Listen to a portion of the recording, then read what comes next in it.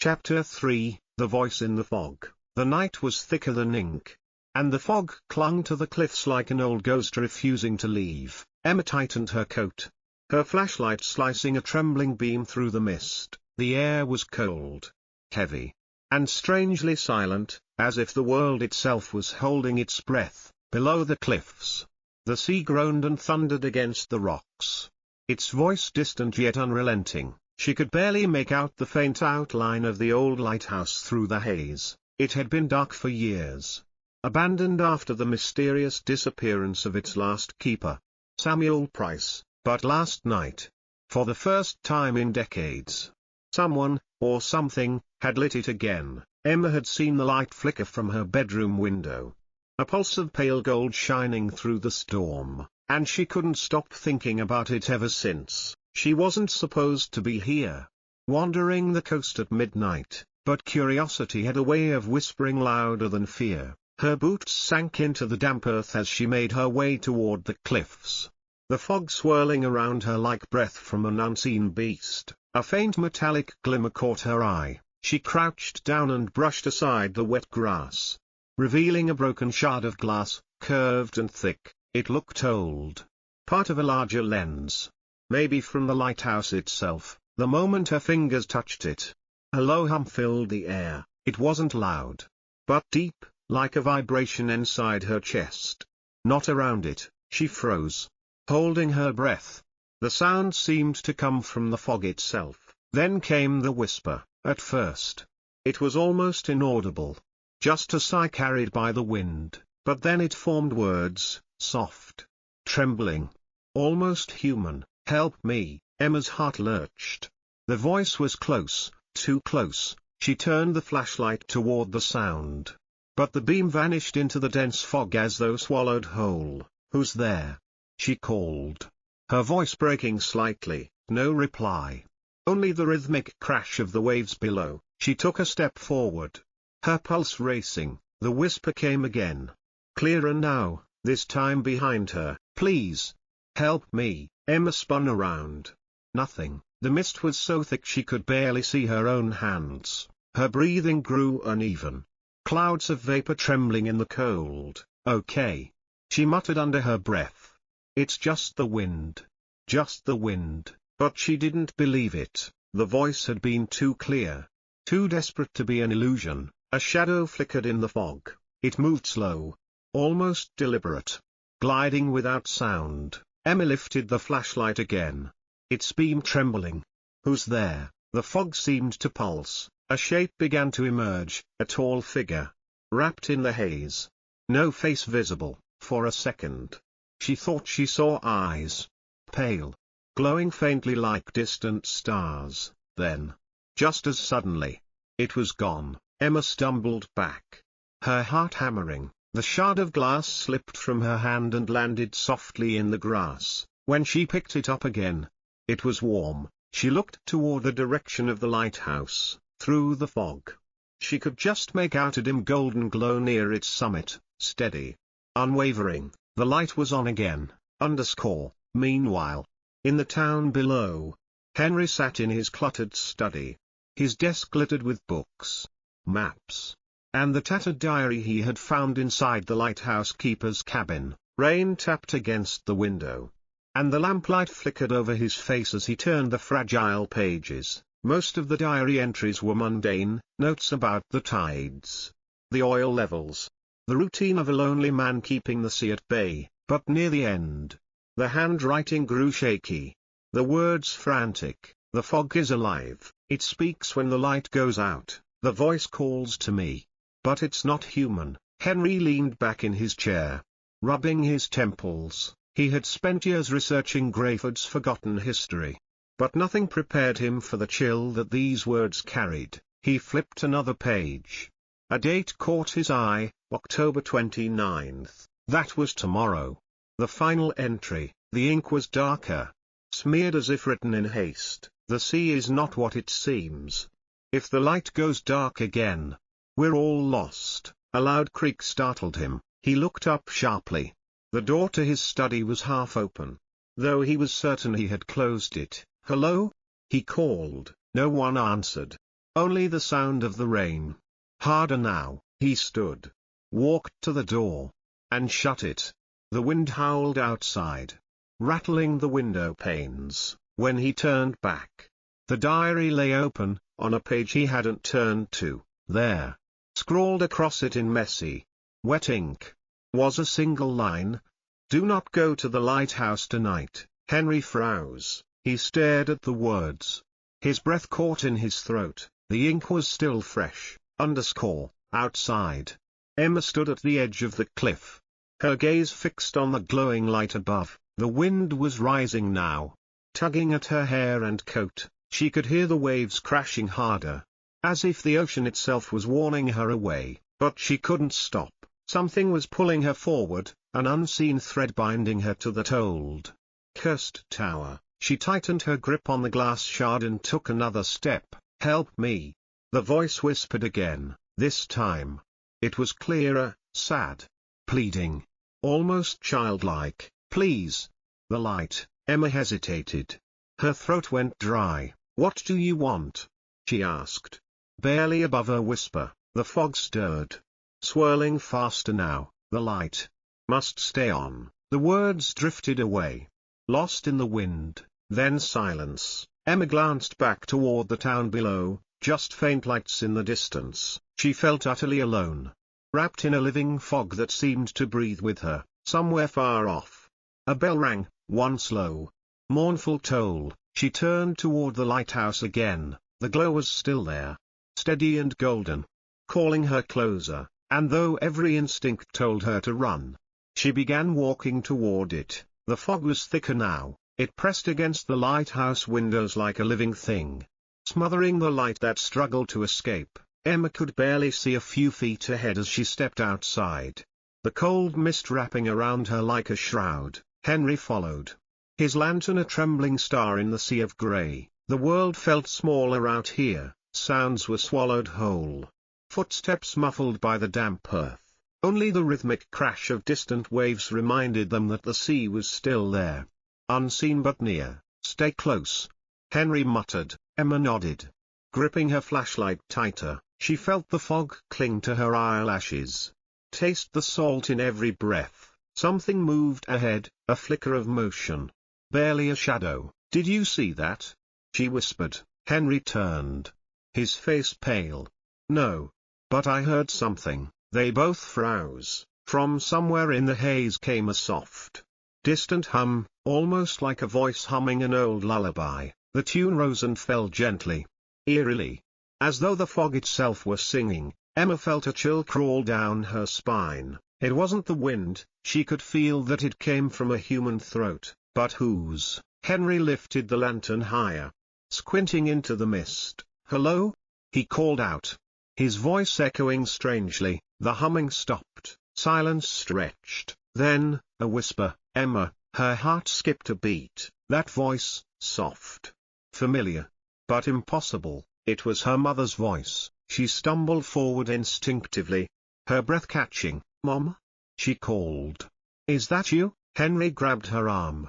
"Emma, wait." But she had already stepped deeper into the fog, her outline fading like smoke. The world around her grew unnaturally still, even the sea seemed to hold its breath. The fog thickened until she could barely see her own hands. Then came the voice again, closer this time, behind her ear. "Emma, why did you leave me?" She spun around. Nothing, only the grey mist swirling slowly, endlessly. Her heartbeat thundered in her ears. I didn't leave you," she stammered.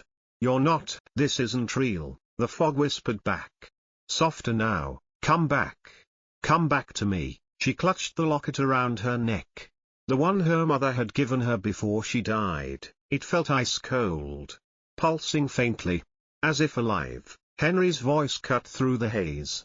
"Emma, where are you?" She turned toward the sound, relief flooding her chest, but as she moved, the ground beneath her shifted. She looked down. The earth seemed to breathe, soft, spongy, almost like skin. Her stomach turned. Then, from below, came a sound, a slow, wet thud, like something heavy was beating against the soil from underneath. "Henry," she cried, but before he could reach her, her foot sank into the ground. She screamed, the fog swallowed the sound whole. Henry lunged forward, grabbing her by the arms.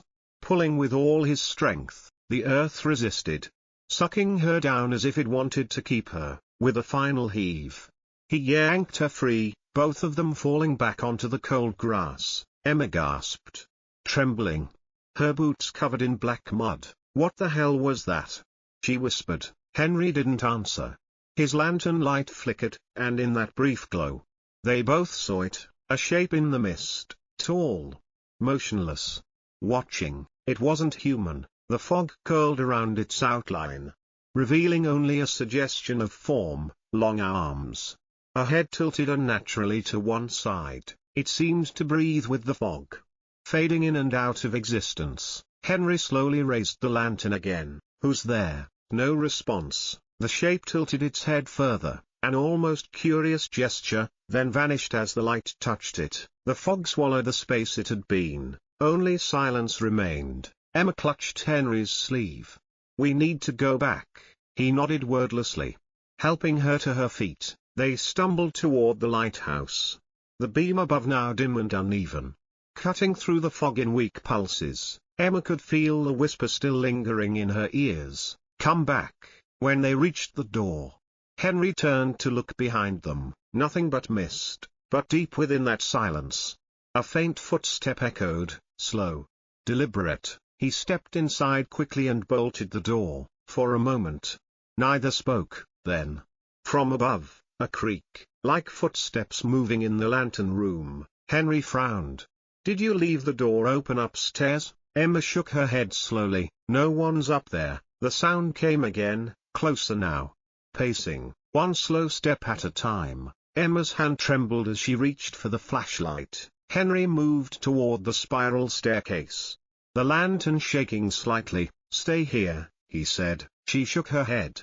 "Not a chance." They climbed together, each step echoing hollowly through the tower. The air grew colder with every turn. When they reached the top, the lantern light revealed the empty lantern room. The fog pressed hard against the glass. The great lamp inside flickered, on, off, on again, and there, written faintly in the condensation on the window, were words, letters scrawled by an unseen hand. Emma stepped closer, breath trembling. She could barely make out the phrase, "She never left." Henry's face strained of color. "What does that mean?"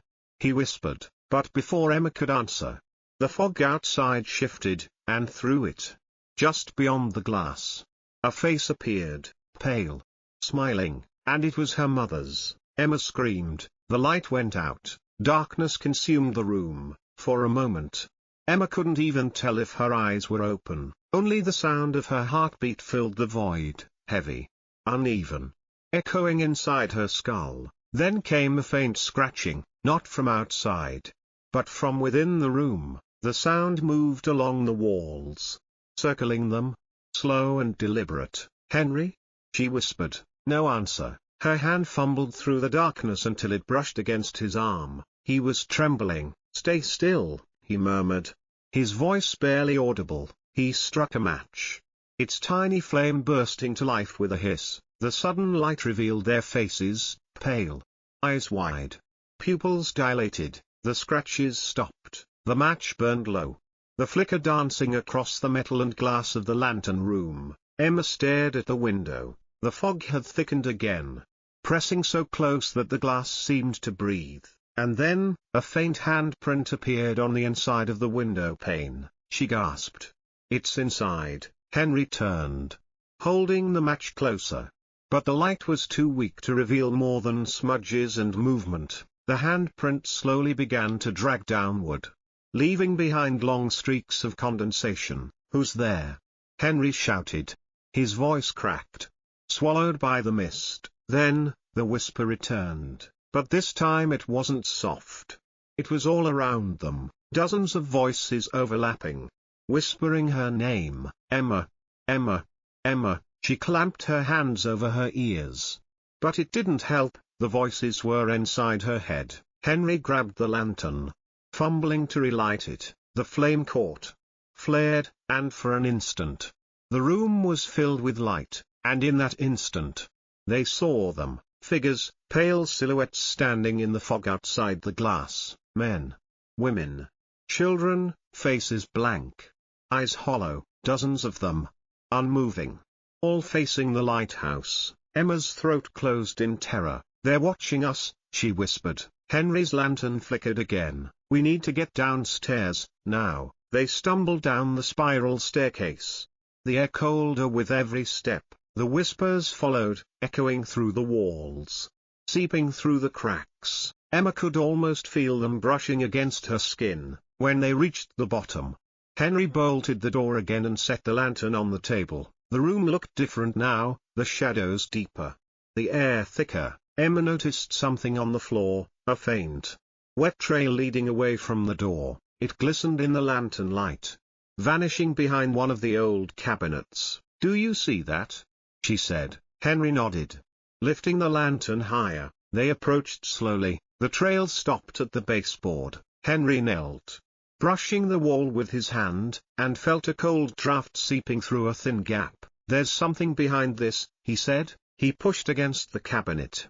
It groaned, resisting for a moment, then slid aside with a screech. Behind it was a wooden panel, old, damp, covered in faded paint. Emma ran her fingers along the edges. "There's a latch," she murmured. Click. The panel swung open with a low creak, revealing a narrow staircase descending into darkness. The air that rushed out was stale, thick with the scent of earth and rust. Henry held up the lantern. The steps were stone, old, uneven, disappearing into a black void below. "Looks like a cellar," he said. Though his voice wavered, Emma swallowed hard. "Or a tomb," she whispered. They exchanged a look, fear, but also determination. The fog outside pressed harder against the glass, as if urging them forward. Henry took the first step. It groaned under his weight. Emma followed, clutching the wall for balance. Each step down felt colder, heavier. The whispers faded above them, replaced by the slow drip of water echoing from somewhere deep below. When they reached the bottom, the lantern revealed a small stone chamber. Crates, old tools, and rusted chains lay scattered around. But on the far wall, something caught Emma's eye. It was a mirror, tall, cracked, its surface clouded with age, yet even through the grime, she could see something moving in the reflection. Her own reflection stood still, but behind her, in the glass, a shadow moved. "Henry," she whispered. "Look." He turned, but there was nothing there, only their reflections staring back, pale and frightened. Then the mirror shuddered. A low hum filled the air, the same melody as before, the lullaby her mother used to sing. Emma's eyes widened. "It's the same song." The glass rippled like water, and from within it, a figure began to emerge. It was her mother, or something that wore her mother's face. Eyes too dark, smile too wide, movements too smooth to be human. "Emma," it said softly, "come home." Emma stumbled back, shaking her head. "You're not real." The figure tilted its head, the same gentle way her mother once did. "Then why do you still wear my locket?" Emma froze. Her hand instinctively clutched the locket at her chest. It burned against her skin. Henry grabbed her arm. "Emma, we need to go." But the mirror pulsed again, the reflection of the room bending, stretching. The air grew dense, like the walls themselves were breathing. The figure reached out from the glass, its fingers brushing the edge of reality. The sound of cracking filled the chamber as the mirror began to split. Emma screamed, wrenching free from Henry's grip, and threw the locket at the mirror. The impact shattered the glass. A blinding light burst forth, filling the chamber. The air howled.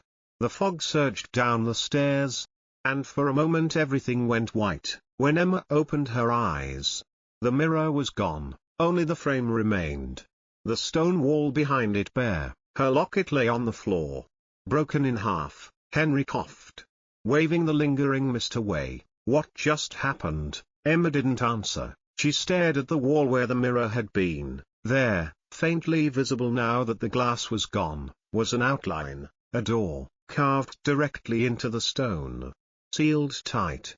almost invisible unless you looked closely, and engraved above it, half faded by time, were the same words they had seen upstairs.